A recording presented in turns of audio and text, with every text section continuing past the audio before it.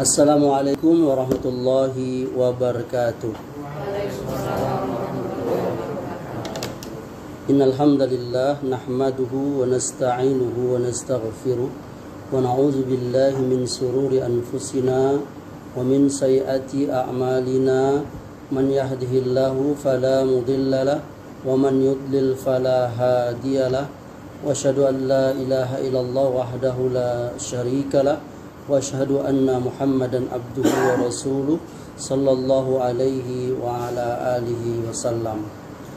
Saudara dan saudariku, para pimpinan dan karyawan PT Pribia Engineering dan Konsultan, alhamdulillah kita bersyukur kehadiran Allah Subhanahu wa taala pada kesempatan di hari Sabtu menjelang siang ini di pekan terakhir dari bulan September 2023 miladiah ini, kita sebagaimana biasa bertemu kembali di kajian rutin di tempat kita kerja ini. Insyaallah pada kesempatan kali ini tema yang akan saya bawakan adalah tentang adab di dalam berdoa. Sungguh kita mengetahui bahwa doa itu memiliki kedudukan yang sangat tinggi di dalam agama kita, ya. Dan dia adalah satu ibadah yang sangat agung.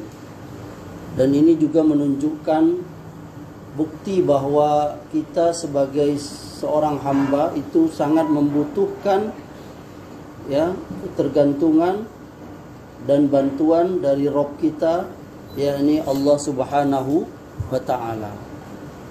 yakni di dalam rangka kita untuk memenuhi apa yang kita inginkan, yang kita cintai, yang kita sukai, dan juga kita menolak dari apa yang sesuatu yang memberi mudarat atau bahaya atau yang tidak kita sukai. Dari sini kita mengetahui yakni pentingnya yang namanya doa itu. Dan doa itu adalah salah satu menjadi sebab seseorang bertauhid atau sebaliknya dia syirik kepada Allah. Karena yang namanya doa itu hanya mutlak boleh kita lakukan terhadap Allah Subhanahu wa taala. Ya. Kepada Allah Subhanahu wa taala. Kita tidak boleh berdoa kepada selain Allah, yakni kepada makhluk. Karena yang dapat mengabulkan doa itu hanyalah Allah Subhanahu wa taala. Oleh karenanya seorang muslim wajib dia mengetahui adab-adab yang berkaitan dengan doa ini. Karena boleh jadi salah satu penyebab dari doa itu tidak dikabulkan oleh Allah, yakni karena adab kita yang tidak mengikuti adab yang telah diajarkan oleh Allah melalui Rasulullah sallallahu alaihi wasallam. Oleh karenanya di waktu yang barangkali singkat ini saya akan menyampaikan tentang adab-adab berdoa ini. Yang pertama, yakni doa itu bahkan semua amal ibadah yang kita lakukan itu haruslah ikhlas. Ya. Jadi kita berdoa kepada Allah Subhanahu wa taala itu niat utamanya adalah dalam rangka beribadah. Tadi sebagaimana yang sudah kita singgung di awal, doa itu adalah ibadah yang paling agung. Dan nanti akan kita singgung kembali. Dan ini menunjukkan tauhid kita kepada Allah Subhanahu wa taala. Jadi hendaklah kita meluruskan atau meniatkan yang benar, niat yang benar. Kenapa kita berdoa kepada Allah itu? Jadi semata yang pertama kita lakukan adalah mentauhidkan Allah. Yang kedua, memperbanyak doa. Ya. Saudara dan saudariku yang dimuliakan oleh Allah, jadi disunnahkan bagi kita seorang hamba ini untuk berdoa kepada Allah. Memperbanyak doa, saudara-saudariku. Ya. Karena tadi sudah kita katakan bahwa doa itu sendiri dia merupakan ibadah. Dan ibadah yang paling mudah. Kalau ibadah yang namanya sholat, kita mesti berdiri, ruku, ya kan? Apalagi pergi haji, ya kan? Puasa. Tapi doa itu adalah ibadah yang sangat mudah. Kita bisa melakukannya bahkan dalam keadaan bagaimanapun, dimanapun boleh jadi. Hampir semua tempat kita boleh berdoa. Bahkan ada tempat-tempat yang khusus kita diperintahkan berdoa, bahkan diajar lafaz-lafaz doa tertentu. Ya, oleh karenanya seorang muslim dia mesti banyak berdoa kepada Allah. Baik doa secara umum, baik doa secara khusus. Baik doa permohonan, permintaan, ataupun doa ibadah. Nah, doa itu terbagi dua tadi, doa ibadah, doa permohonan. Dia adalah dalam rangka beribadah. Kita nggak meminta apa-apa, tapi dalam rangka ibadah. Allah Subhanahu wa taala berfirman, "Wa qala rabbukum ud'uni astajib lakum." Allah berfirman, "Berdoalah kepadaku, pasti aku kabulkan." Innal ladzina yastakbiruna an ibadati sayadkhuluna jahannama dakhirin. Ya, sesungguhnya orang-orang yang sombong tidak mau menyembahku akan masuk ke dalam neraka jahanam dalam keadaan hina dina. Di ayat ini Allah Subhanahu wa taala memerintahkan kepada kita untuk berdoa. Ya. Dan langsung Allah menegaskan, pasti aku kabulkan. Di dalam sabda Nabi sallallahu alaihi wasallam, Nabi SAW beliau pernah bersabda, "Inna du'a huwal ibadata." Sesungguhnya doa itu adalah ibadah. Nah, kemudian beliau SAW membaca ayat tadi yang kita bacakan tadi. Dan Nabi SAW juga beliau pernah bersabda bahwa doa itu bermanfaat. Baik itu untuk apa-apa yang sudah terjadi ataupun untuk apa-apa yang belum terjadi. Ya, oleh karenanya kata Rasulullah sallallahu alaihi wasallam, "Wa mimma lam yanzil ya, fa'alaikum ibadallahi bid-du'a." Maka dari itu hendaklah kalian banyak-banyak berdoa, wahai hamba-hamba Allah. Jadi sekali lagi saya menasihati diri saya dan kita semua, saudara dan saudariku, hendaklah selayaknya kita banyak berdoa ya di setiap waktu, karena doa tadi adalah doa ibadah. Bahkan Nabi SAW beliau bersabda, "Laisa say'un aqrama 'ala Allah Ta'ala minad du'a." Tidak ada yang paling mulia di sisi Allah melainkan daripada doa itu. Kemudian yang ketiga, berdoa itu sebaiknya dalam keadaan suci. Ya, berarti suci kita ini maksudnya badan kita. Ya, baik itu dari hadas besar maupun hadas kecil. Tidak masalah atau tidak salah orang atau kita berdoa dalam keadaan tidak suci. Tapi abdolnya, tahu ya abdol itu apa? Yakni lebih baik, lebih utama kita berdoa dalam keadaan suci. Kemudian yang keempat, berdoa itu meminta kepada Allah itu dalam keadaan menengadahkan bagian telapak tangan kita. Karena ini Nabi SAW langsung yang memerintahkan kita ya. Kata beliau, "Iza sa'altumullaha ta'ala fas'aluhu bibutuni akuffikum wala tas'aluhu bisuhuriha." Ya. Wala tas'aluhu bizuhuriha. Kalau meminta kepada Allah, maka mintalah dengan bagian dalam telapak tangan. Nah, ini. Dan janganlah kamu dengan punggung telapak tangan. Nah, ini Rasulullah SAW langsung yang mengajari kita kaifiat atau cara mengangkat tangan itu. Kemudian Rasulullah SAW juga dikatakan beliau itu kana iza da'a ja'ala batina kaffihi ila wajhihi. Apabila beliau berdoa, beliau mengarahkan bagian dalam telapak tangannya itu ke wajahnya. Ya, begini, ya. Dan ini cara seperti ini, ya, saudara-saudariku, itu lebih menunjukkan kebutuhan kita itu sebagai sebab pengabulan doa. Jadi seolah-olah kita meminta, ya kan? Biasanya kita minta dengan orang bagaimana? Kan secara akliyun kita kan pasti gak mungkin kita minta begini, ya kan? Pasti kita meminta, bagi dong. Makin adab kita makin. Apalagi itu kepada Allah. Ya. Jadi doa itu bagaimana Ustaz sifat mengangkat doa itu? Jadi mengangkat doa itu benar-benar diangkat tangan tuh, saudara-saudariku. Begini, ya, mau sebagian ulama ada yang berpendapat dilonggarkan, sebagian boleh ditadahkan seperti ini.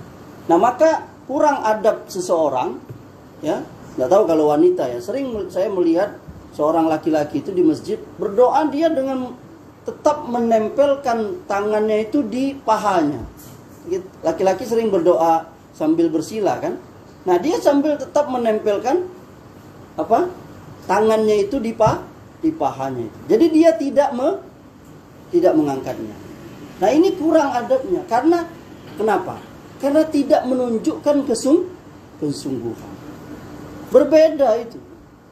Orang yang meminta dengan sungguh-sungguh itu, dia akan mengangkat tangan, bahkan sebahu, ya kan? So, tunjukkan bahwa kita sungguh-sungguh meminta kepada Allah. Jadi seseorang yang berdoa kepada Allah tapi dia meletakkan tangannya itu di pahanya, di lututnya dengan seperti ini, apalagi dengan melamun, ya kan? Maka nggak ada.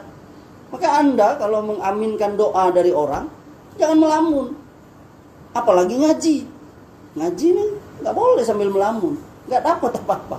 Apalagi berdoa, kita berdoa itu benar-benar kita simak apa yang dimohon. Oleh karenanya itu barangkali kita sedikit mengetahui apa yang dipanjatkan doa oleh yang berdoa itu. Karena kalau nggak tahu, ya mungkin barangkali secara umum doa itu baik semuanya. Tapi kebutuhan kita kan beda, ya kan? Kebutuhan kita masing-masing beda. Mungkin yang sudah menikah, dia ingin punya anak, doanya. Yang yang belum menikah, dia ingin punya istri, misalnya seperti itu. Oleh karenanya, baik orang yang memimpin doa atau orang yang berdoa, maka dia mengetahui bagaimana lafaz dan seterusnya, apa yang diminta itu sesuai dengan orang-orang yang membutuhkan itu.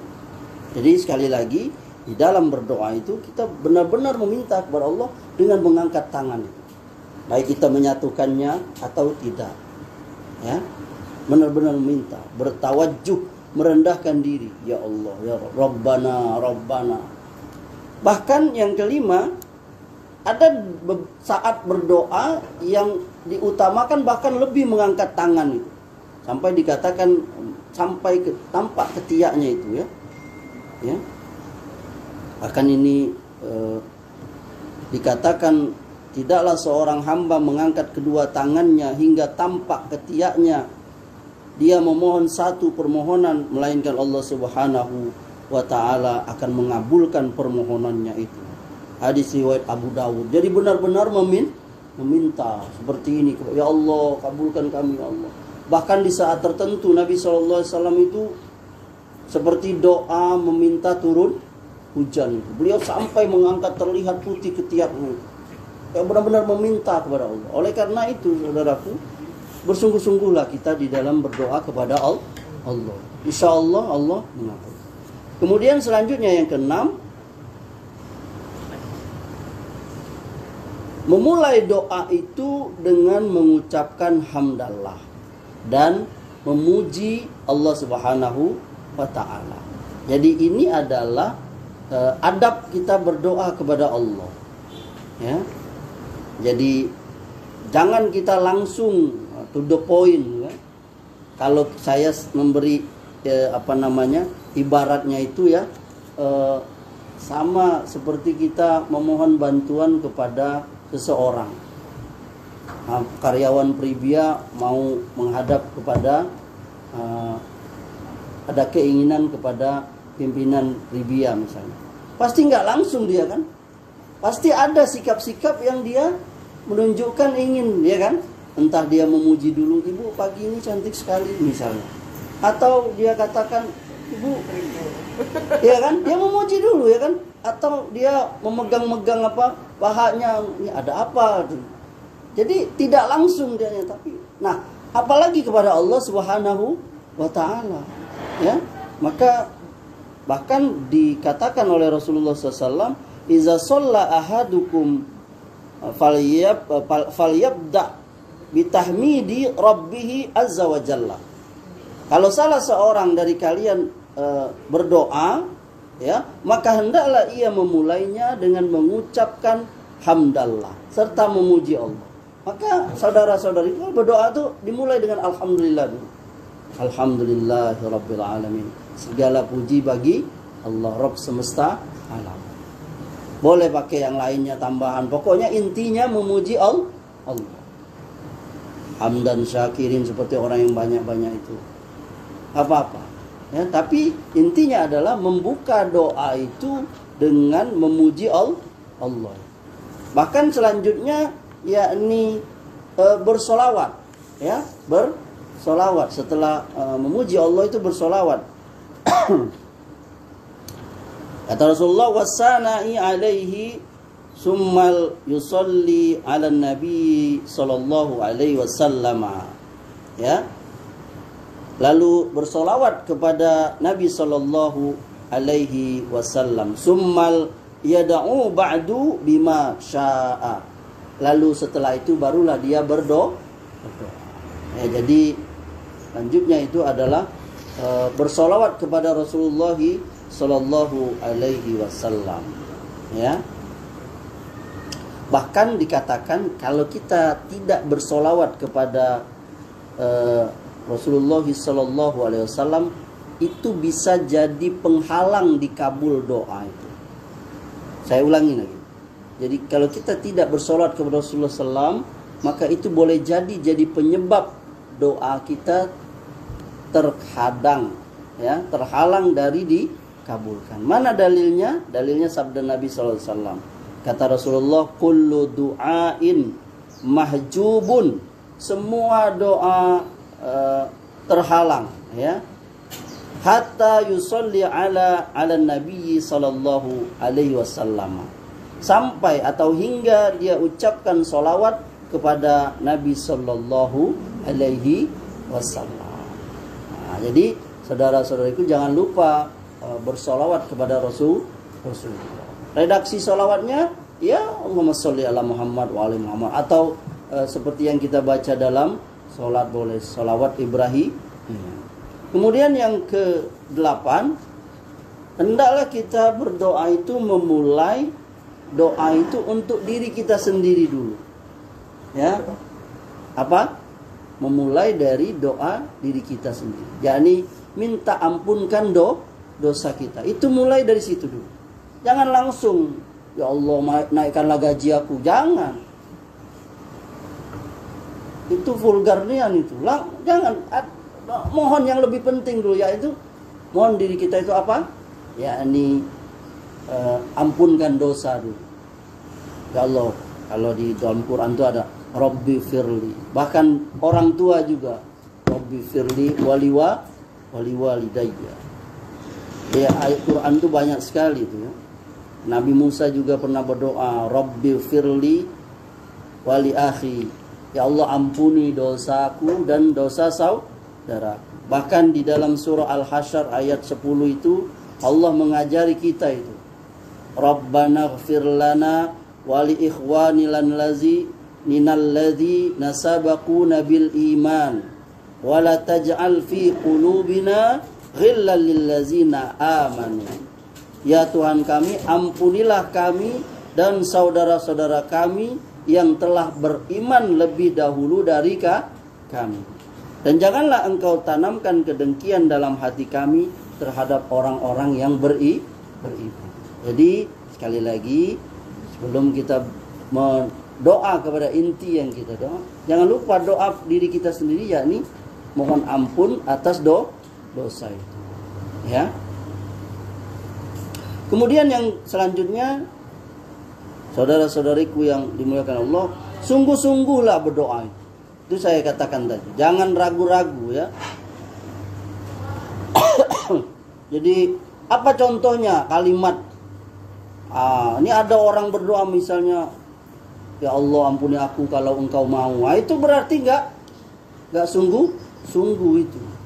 Ya Allah jika engkau berkehendak, jangan. Mohon kepada ya Allah ampuni aku, ya Allah ampuni aku. Seolah-olah kita memaksa. Ya, jangan kita berdoa kayak ragu gitu, nggak sungguh-sungguh. Nah Allah maha tahu itu. Kita sesama makhluk aja tadi minta tolong dengan orang. Orang itu melihat kita itu nggak sungguh-sungguh ini kan. Main-main ngomongnya misalnya kan. Atau malah berkata yang kurang pantas ya kan. Cengengesan ya gimana. Orang minta tolong kok cengengesan. Apalagi kepada Allah. Jadi selayaknya kita dalam berdoa kepada Allah itu sungguh-sungguh meminta itu. Benar-benar gitu ya. Menghadirkan hati ya. Bahkan boleh jadi doa itu bergantung keyakinan kita, hati kita. Bahkan dikatakan ud'ullaha ta'ala wa antum muqinuna bil ijabati. Wa'lamu annallaha la yastajibu du'aan min qalbin ghafilin lahi. Berdoalah kepada Allah Subhanahu wa taala sementara kalian yakin doa itu dikabulkan. Nah, lihat itu. Ketahuilah sesungguhnya Allah tidak mengabulkan doa dari hati yang lalai. Jadi kita, ya, saudara-saudariku rahimakumullah, berdoa itu harus yakin. Kalau di pesantren dulu kami ada istilahnya hakul yakin, ainul yakin, sangat yakin, benar-benar yakin gitu. Wajib kita hadirkan itu. Jangan kita ragu. Dikabulkan apa enggak ya? Ragu-ragu, yakinlah. Kan kita sudah baca ayatnya itu. Ud'uni astajib lakum. Berdoalah kepadaku, pasti aku kabulkan. Ya. Bahkan yakin, hakul yakin, ainul yakin tadi. Benar-benar kita melihat, benar-benar yakin nian gitu ya. Kan Allah Subhanahu wa taala mengatakan itu. Ya, wa iza sa'alaka ibadi anni fa inni qarib ujibu da'wa tadda'i iza da'an. Apabila hambaku bertanya kepadaku, maka katakanlah bahwasanya aku dekat. Aku mengabulkan permohonan apabila orang berdoa kepadaku. Ya. Jadi ayat ini menegaskan bahwa kita harus yakin bahwa Allah Subhanahu wa taala akan mengabulkan doa kita itu. Kemudian selanjutnya, saudara-saudariku yang dimuliakan oleh Allah, tidak boleh berdoa untuk suatu perbuatan dosa dan untuk memutus silaturahim. Dikatakan oleh Rasulullah SAW, ma min ahadin yad'u bidu'ain illa atahu Allahu ma sa'ala au kaffa anhu minas su'i mislahu ma lam yad'u bi ismin au qati'ati rahimin. Tidaklah seorang itu berdoa melainkan Allah mengabulkan apa yang dimintanya, atau Allah mencegah darinya keburukan yang setara dengan apa yang dimintanya, selama dia tidak meminta untuk perbuatan dosa dan untuk memutus tali silaturahim. Nah, ini nggak boleh. Jadi berdoa untuk perbuatan dosa nggak boleh. Apa contohnya? Ya banyak. Contohnya dia berdoa, ya Allah supaya orang ini tidurlah nyenyak malam aku nak maling motornya, misalnya. Maka itu dia berdoa sama siapa? Doa sama Allah, tapi doanya buruk untuk perbuatan dosa. Maka ini haram, terlarang. Atau untuk memutus silaturahim, ya Allah janganlah dia datang sini nyari baik. Nah itu gak boleh itu. Ini dia gak mau ketemu dengan saudaranya ya. Maka dia berdoa kepada Allah supaya saudaranya itu sakit dan seterusnya. Ini gak boleh itu ya. Jadi sekali lagi seorang muslim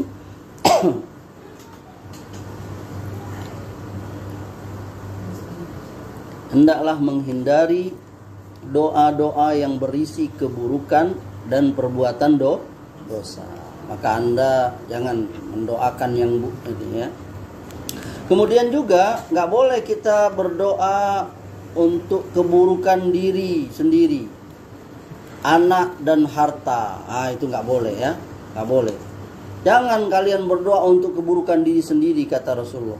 La tad'u 'alal anfusikum wala tad'u 'ala auladikum wala tad'u 'ala amwalikum.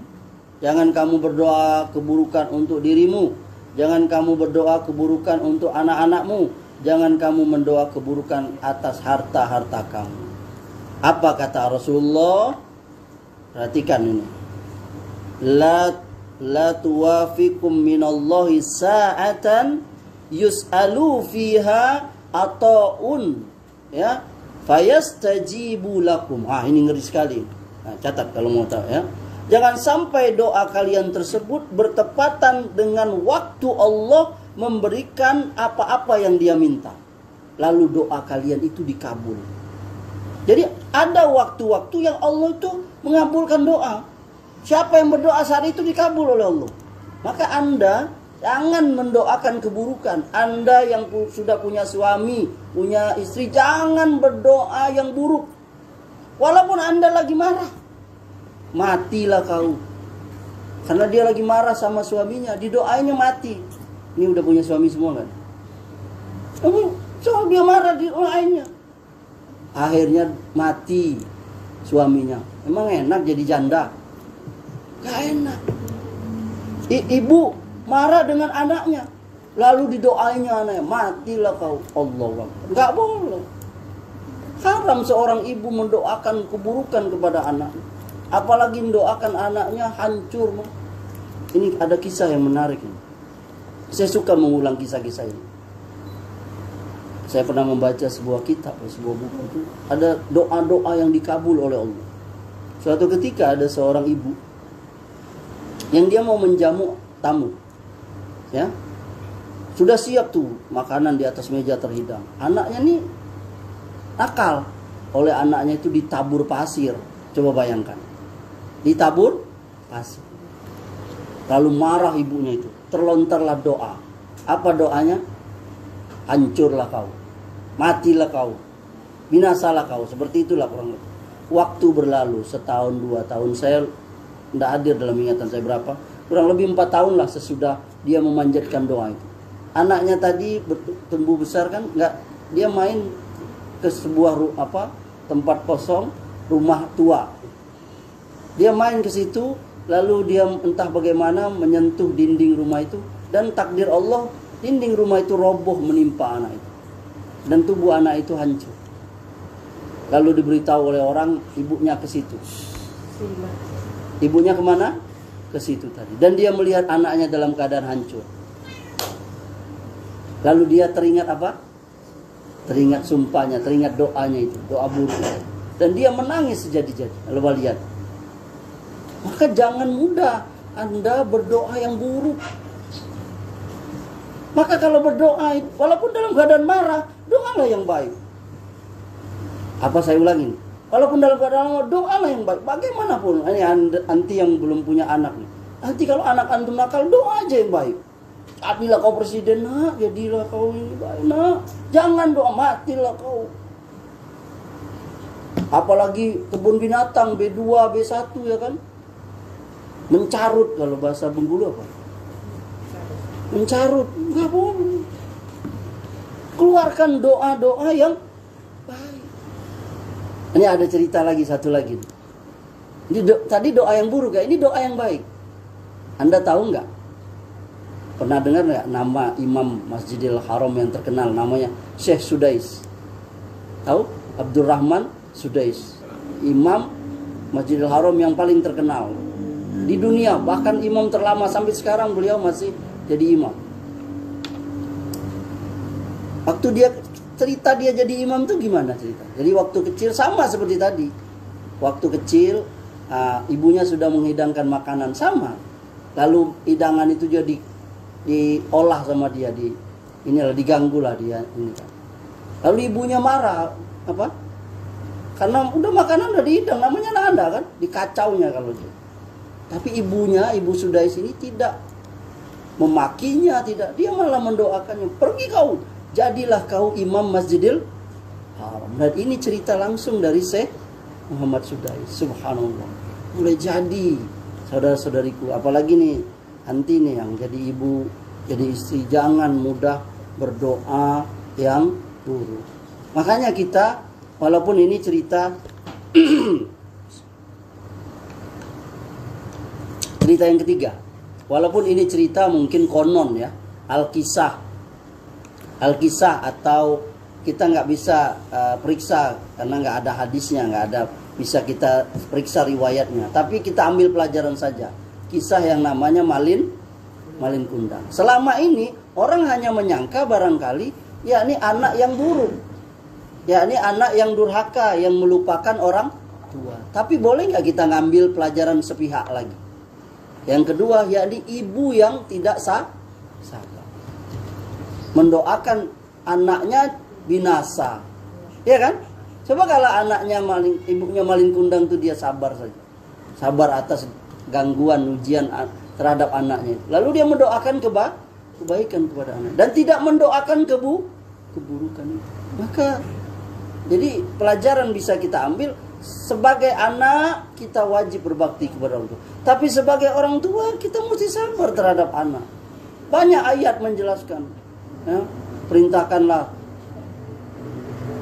keluargamu sholat, fastabir alaiha, bersabarlah kamu dalam melakukannya. Jadi enggak ini seorang muslim itu tidak mudah terlontar doa-doa yang buruk dari lisannya itu. Bahkan sebaliknya, dalam kondisi apapun selalu terlintas doa-doa yang baik dari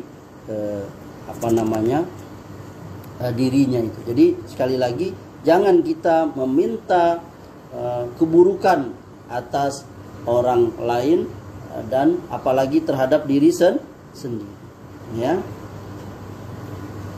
Kemudian juga tidak boleh berdoa meminta kematian untuk diri sendiri. Tetaplah optimis, Allah akan selalu memberikan pertolongan.